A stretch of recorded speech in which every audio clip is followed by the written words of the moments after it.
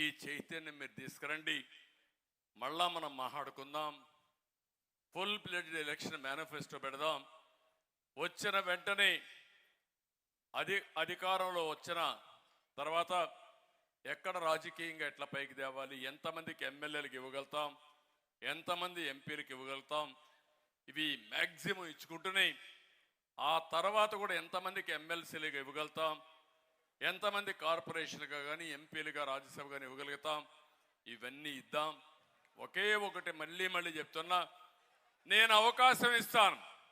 నాయకులుగా తయారు కావాల్సిన బాధ్యత మీది. ఆ నాయకత్వం వల్ల మీ జీవితంలో అనేక వెసులుబాట్లు వస్తాయి. సమర్థవంతమైన నాయకత్వం మీ ఇంటికి కూడా మీరు ఒక ఆస్తిగా తయారవుతారు. ఆ విషయం కూడా మీరు గుర్తుపెట్టుకోవాలని కోరుతూ మరొకసారి ఈ సమావేశంలో మిమ్మల్ని అందరినీ కోరేది, 100 రోజుల పార్టీ కోసం, ఆంధ్రప్రదేశ్ రాష్ట్రం కోసం, వెనుకబడిన వర్గాల కోసం మీరు పనిచేయండి.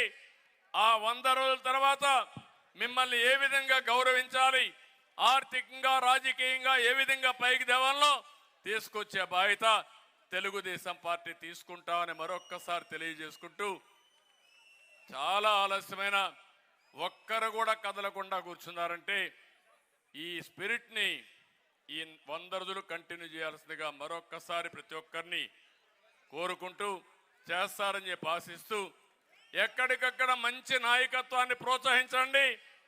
నా దృష్టికి కూడా తీసుకురండి. నేను కూడా వెరిఫై చేసుకుంటాను.